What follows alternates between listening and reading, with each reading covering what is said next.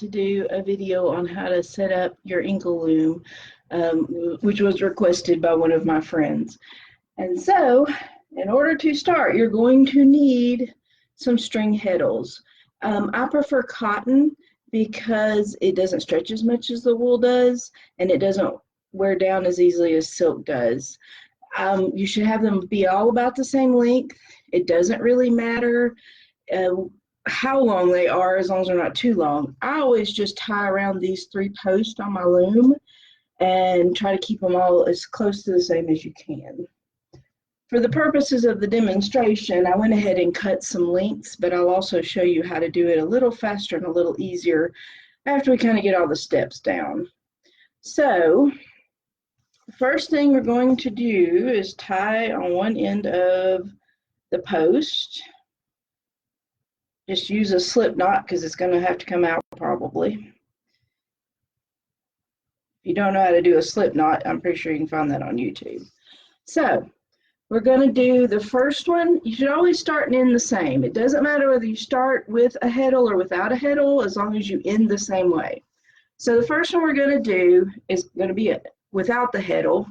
We are going to go underneath this first post, go around as much, however long you're planning on doing, come back to this end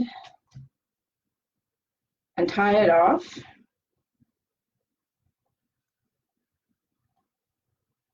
And then we're going to do another one. And I'm doing different colors just to make it a little easier for you to see what I'm doing. The same color it seems to be, that they all just blend in. So, second slip knot.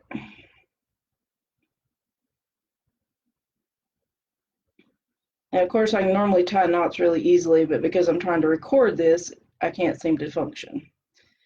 And this is going to be the first one with a string heddle. So this time, instead of going under, you're going to go over the top of this one. You're going to loop it all the way around. And in this case, because it's just the one, we're going to tie it off to. And this is where your first heddle is going to come in. I like to put the knot at the bottom.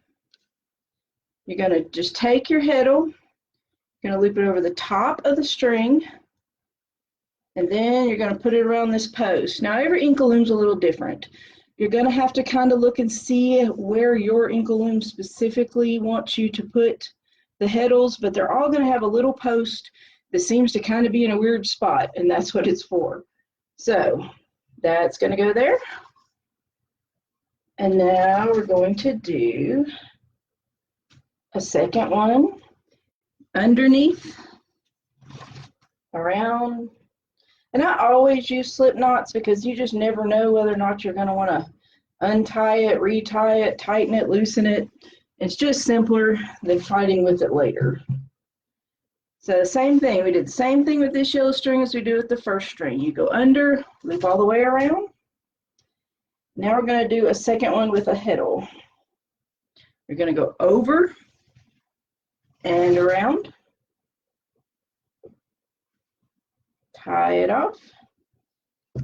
And I tie these decently tight, but not so tight, because you can always adjust using your tensioner. And then we're going to grab another heddle. Same thing, loop over go over the top, then bring it down and loop it over your peg. And that's essentially all you're going to do, all the way until however wide it is and however many strings you need. And your function is actually going to go right here, up, down. The ones that are being held with the heddle aren't really going to move, but the ones that were not, that are underneath this top post, are going to come up and down every time you want to pass your shuttle through. So that's just the simplest method. Now I'm going to look at, there's a little quicker version too. It does take some practice, so don't let it scare you too much. And I also wouldn't do too many at a time, or else it gets a little weird and complicated. But in this case, we're doing the same kind of thing. This only works if you're doing multiples of the same color. But you can do this then do your other color, and then arrange your strings however you want. So we're going to take that, and then instead of going, let's see, this one is a heddle. Oh, and in case I didn't say that, it's always going to be one no heddle, one heddle, one no heddle, one heddle, all the way across, unless you've got a really weird pattern. So now we're going to do the same thing that we were doing, except for instead of doing one at a time, I'm going to go over, under, over, under, and just for the sake of showing you, that's how far that's going to go. And then you're going to do exactly the same thing. And the only thing you have to remember is that these are going to have to come in between each other. So you have to be careful about how you slide them onto the post.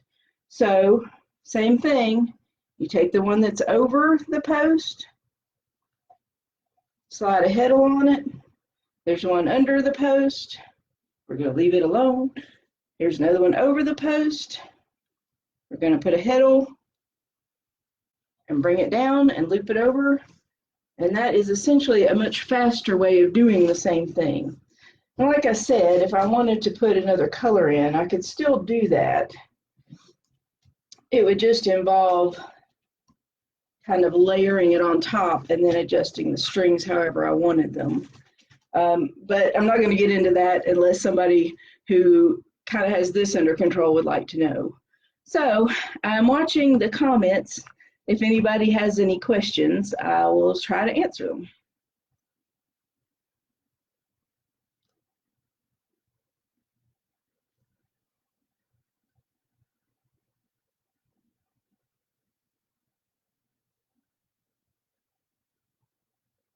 So I don't really see any questions, but feel free to.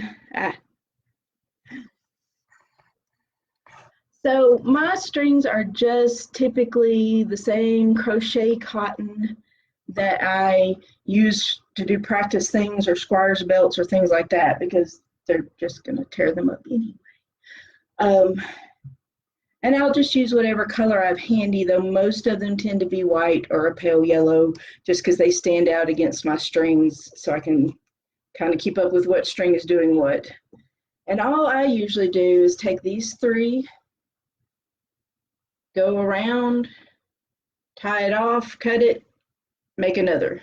And so the only really important thing is that they are similar sized. And of course, that they're not too short or too long for your specific inkle loom, but that takes a little bit of trial and error.